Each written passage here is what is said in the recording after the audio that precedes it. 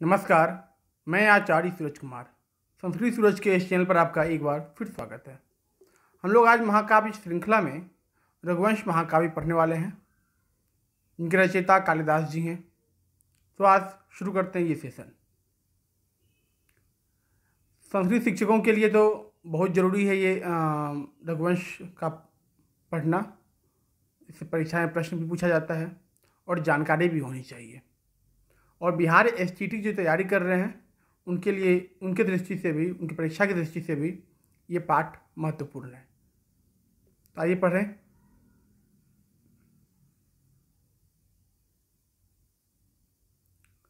रघुवंश महाकाव्यम, लेखक हैं कालिदास। काव्य स्वरूप है इसका महाकाव्य है ये, जो कि लघुत्रयी में सम्मिलित भी है। लघुत्रयी के एक में रघुवंश महाकाव्य भी है। रघुवंश में कुल सर्ग 19 है। कुल श्लोक 1569 है। सर्वाधिक श्लोकों वाला सर्ग 12वां सर्ग है, जिसमें कि 104 श्लोक है। न्यूनतम श्लोकों वाला सर्ग 18वां सर्ग है, जिसमें 53 श्लोक है। अब कथा सारांश देखिए। महाकवि कालिदास द्वारा लिखित यह ग्रंथ महत्तम एवं अंतिम महाकाव्य के रूप में जाना जाता है। कालिदास के सब काव्यों में ही नहीं, अपितु समस्त साहित्य में रघुवंश एक उत्कृष्ट महाकाव्य है। दंडी ने अपने काव्यादर्श में महाकाव्य के जिन लक्षणों का निरूपण किया है, उनका निर्माण रघुवंश के आधार पर ही किया गया है। रघुवंश कालिदास की प्रौढ़तम प्रतिभा का परिचायक है, जो 11 सर्गों में 1569 श्लोकों का महाकाव्य है। इस महाकाव्य में सूर्यवंशी 31 राजाओं के जीवन का वर्णन है। दयालु एवं प्रतापी राजा मनु, दिलीप, रघु आदि से लेकर विलासी राजा अग्निवर्ण तक की कथा आरोह अवरोह में वर्णित है। बीच बीच में कौत्स, वर्तंतु शिष्य, तारकावध, सीता परित्याग जैसी उपकथाएं भी संग्रहित है। रघुवंश में प्रमुख पात्र जान लीजिए। इसके प्रमुख पात्र हैं दिलीप, सुदक्षिणा जो दिलीप की पत्नी है, कुलगुरु वशिष्ठ, कामधेनु नंदिनी जो कामधेनु है, नंदिनी है, नंदिनी कामधेनु की पुत्री हैं, कुंभोदर जो शिव के सेवक हैं, वनरक्षक, नंदिनी पर आक्रमण करने वाला, इंद्र, रघु, अज, दशरथ जो अयोध्या के राजा हैं, कौश एवं गुरु वर्तंतु, रावण, लक्ष्मण, लवन, वाल्मीकि आदि ये प्रमुख पात्र हैं इस रघुवंश के। इसकी कथा वस्तु जानिए। इस महाकाव्य में 31 राजा, सूर्यवंशी राजाओं का वर्णन किया गया है, जिनका सही क्रम आप पढ़िएगा। आप देखिएगा, इनका पहले राजा थे मनु, दूसरे दिलीप, क्रम से देखते चलिएगा, रघु, फिर अज, 5वें दशरथ, 6ठे राजा राम, 7वें लव, 8 कुश, 9 अतिथि, 10 निषद, 11वें राजा नल, 12वें राजा नभ, 13वें पुंडरीक, 14वें क्षेमध्वंद्वा, 15वें देवानिक, फिर अहिनग, फिर परियात्र, फिर शिल, फिर उन्नाव राजा हैं, वज्रनाव राजा हैं, शंखन राजा हैं, विश्रुताश्व, 23वें राजा हैं विश्वसह, 24वें राजा हैं हिरण्याभ, 25वें राजा कौशल्य, 26वें राजा ब्रह्मिष्ठ, 27वें पुत्र, 28वें पुष्य, 29वें ध्रुव संधि, 30वें सुदर्शन और 31वें अग्निवर्ण।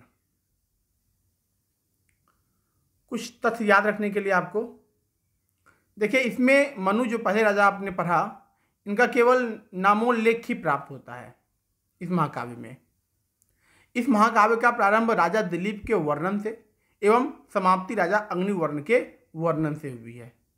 रघुवंश महाकाव्य का प्रारंभ राजा दिलीप के वर्णन से शुरू होता है और समाप्ति राजा अग्निवर्ण के वर्णन से हुई है।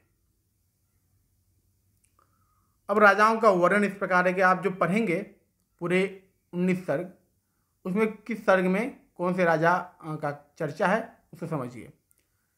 राजा दिलीप का प्रथम और द्वितीय सर्ग में है चर्चा।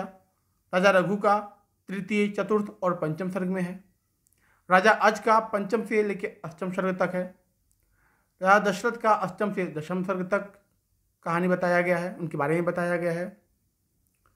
राजा राम का दशम से पंचदशम सर्ग तक बताया गया है। सबसे ज़्यादा सर्गों वाला अगर कोई है इस रघुवंश में तो राम के बारे में बताया गया है, दशम सर्ग से लेकर पंचदशम में 15 सर्ग तक। ठीक है, 6 सर्गों में इनके बारे में बताया गया है इस काव्य में, महाकाव्य में। लवकुश के बारे में पंचदशम से सप्तदशम 3 सर्गों में बताया गया है। अतिथि वो अन्य 21 राजा, अतिथि के साथ अन्य 21 राजा का भी आपको 2 सर्गों में, सप्तदशम और अष्टदशम सर्गों में पूरा आपको ये निहित है, मिल जाएगा इनकी कहानी। और जो अंतिम राजा है अग्निवर्ण, उसका कहानी आपको 19वें सर्ग में मिलेगा, जो कि एक सर्ग में इनका चर्चा है। अब इस महाकाव्य का मुख्य रस जानिए। इस महाकाव्य में किसी एक रस की प्रधानता नहीं है, अभी तो सभी रसों का यथास्थान प्रयोग हुआ है। प्रधानता इस प्रकार है कि श्रृंगार रस का भी वर्णन हुआ है, करुण रस का वर्णन हुआ है, वीर रस का भी और शांत रस का भी।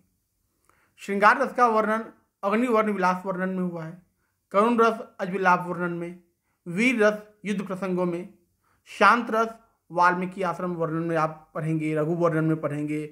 हाँ, हालांकि इसमें मुख्य रस जो है वीर रस माना गया है। ठीक है, मुख्य छंद, इस महाकाव्य में उपजाति छंद का सर्वाधिक प्रयोग है। इसके बाद अनुष्टुप छंद का प्रयोग हुआ है। रीति आप जानते हैं कि कालिदास की सभी रचनाओं में प्रायः वैदर्भी रीति मुख्य है। कहा भी गया है कि वैदर्भी रीति संदर्भे कालिदासो विशिष्यते, ये आप जानते हैं। अब पूरे सर्गों के अनुसार कथावस्तु को सुनिए। कथावस्तु के बारे में सारांश में सुनिए, शॉर्ट में। सर्ग पहला में आप पढ़ेंगे, संतानहीन राजा दिलीप द्वारा पुत्र प्राप्ति के लिए गुरु वशिष्ठ के आदेशानुसार कामधेनु की पुत्री नंदिनी की सेवा का व्रत लेना। दूसरे सर्ग में पढ़ेंगे कि दिलीप द्वारा नंदिनी की सेवा करना, सिंह रूप में राजा परीक्षा व प्रसन्न राजा की परीक्षा व प्रसन्न नंदिनी द्वारा दिलीप को संतान प्राप्ति का वरदान देना। और जो सिंह के रूप में आते हैं उनका नाम है कुंभोदर। ठीक है, सर्ग तीसरे में पढ़िएगा आप रघु का जन्म, विद्या अध्ययन, इंद्र से युद्ध एवं विजय प्राप्ति तथा रघु के राज्याभिषेक का वर्णन। चौथे सर्ग में रघु की दिग्विजय यात्रा का वर्णन पढ़ेंगे। पांचवें सर्ग में आपको पढ़ना है कि ब्रह्मचारी कौश द्वारा गुरु वर्तंतु को गुरु दक्षिणा देने के लिए रघु से 14 करोड़ स्वर्ण मुद्राओं की याचना करना।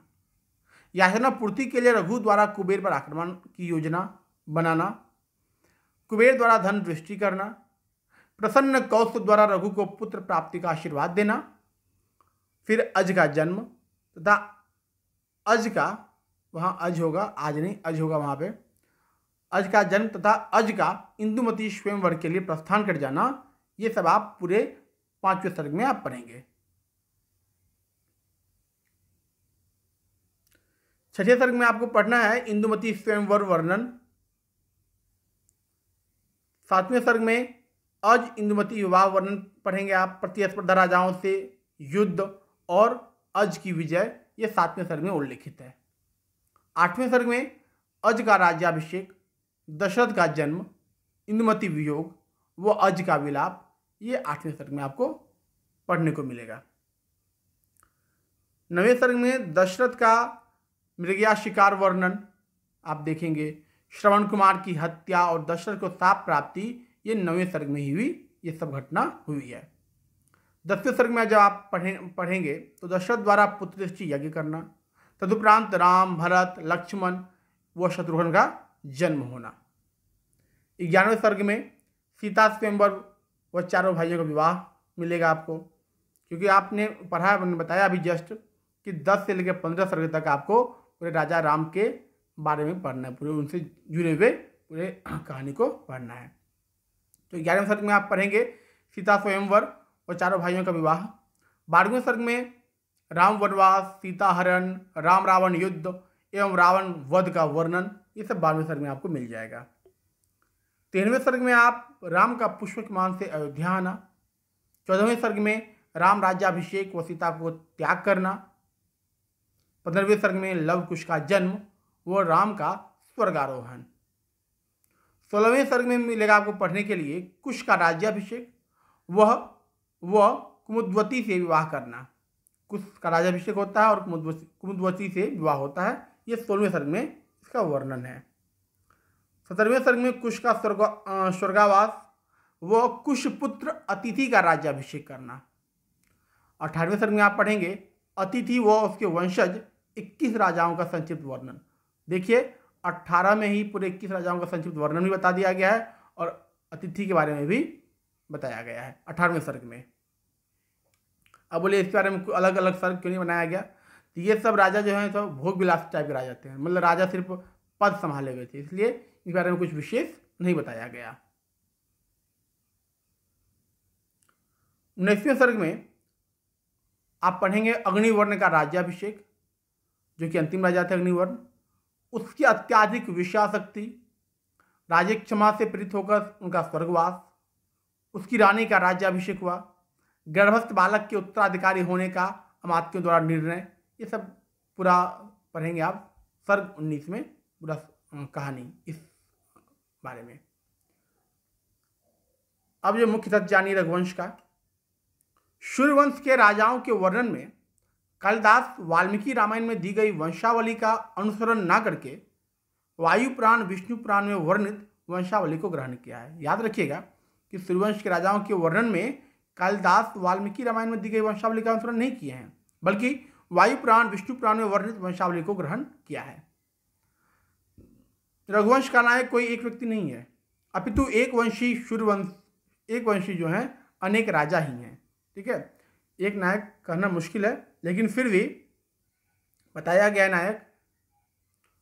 दिलीप को बताया गया है नायक, उनकी पत्नी को नायिका बताया गया है। कहीं कहीं आप राम को नायक पढ़ेंगे, कहीं कहीं आप रघु को नायक पढ़ेंगे। ठीक है, तो आप इसके संबंध में हर पुस्तक में हर प्रकार का आप नायक आपको देखने को मिल सकता है। सर्वमान्य है दिलीप नायक के रूप में, दूसरी जगह राम भी आपको मिल सकते हैं और रघु भी।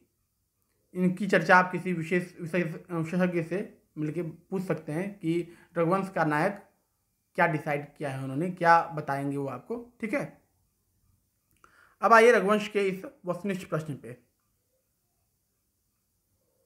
पहला प्रश्न, रघुवंश से कति सर्गाः सन्ति? तो एकोनविंशति 19 सर्ग है। दूसरा प्रश्न है इंदुमती स्वयंवर वर्णनम कुत्र अस्ति? तो रघुवंश में है। इंदुमती का स्वयंवर कहाँ है? तो रघुवंश में है। तीसरा प्रश्न है दिलीपस्य गो सेवा रघुवंशस्य कस्मिन् सर्गे वर्णिता अस्ति? दिलीप का जो है गो सेवा करना रघुवंश के किस सर्ग में इसका वर्णन किया गया है? तो द्वितीय सर्ग में किया गया है। प्रश्न 4 है कि रघुवंशस्य मंगलाचरणे कस्य वंदना संप्लभ्यते? रघुवंश के मंगलाचरण में किसकी वंदना की गई है? तो शिवस्य पार्वती। ठीक है। पांचवा प्रश्न है कि रघुवंशे समुपवर्णितः अंतिम राजा कः अस्ति? बताएं, अग्निवर्ण है अंतिम राजा। छठा प्रश्न, कामधेनु शापितः राजा कः अस्ति? तो दिलीप। सातवां प्रश्न है कि दिलीपस्य भार्यायाः नाम किम? तो सुदक्षिणा, जो कि नायिका ही बताया गया है। रघुवंशस्य नायिका का दिलीप, मैंने बताया था कि दिलीप सर्वमान्य है। रघुवंशम किमस्ति काव्यम? तो रघुवंश महाकाव्य है। कुंभोदरः कस्य नाम विद्यते? तो शिव सेवकस्य का नाम कुंभोदर है। रघुवंशस्य प्रथमः राजा कः आसीत्? तो रघुवंश के प्रथम राजा मनु जी हैं, मनु। रघुवंश ग्रंथे मुख्य रस कः? कौन सा रस है रघुवंश में मुख्य रस? तो वीर रस है। एक विशेष बात है कि अगर इस चैनल में पढ़ाए गए सारे वीडियो का PDF नोट्स आप प्राप्त करना चाहते हैं तो आपको स्वेच्छा शुल्क देना होगा, जो कि आप अपनी आर्थिक स्थिति के अनुसार दे सकते हैं। जो वीडियो आप देख रहे हैं सारा का PDF आपको अवेलेबल करवा दिया जाएगा, उपलब्ध करवा दिया जाएगा। ये पाठ कैसा लगा कमेंट में बताइएगा। पाठ में क्या कमियां रह गई इसको भी मेंशन कीजिएगा। पाठ कैसा लगा ये बताना है, कमियां क्या रही ये बताना है आपको। फिर मिलते हैं अगले महाकाव्य के साथ। नमस्कार, धन्यवाद।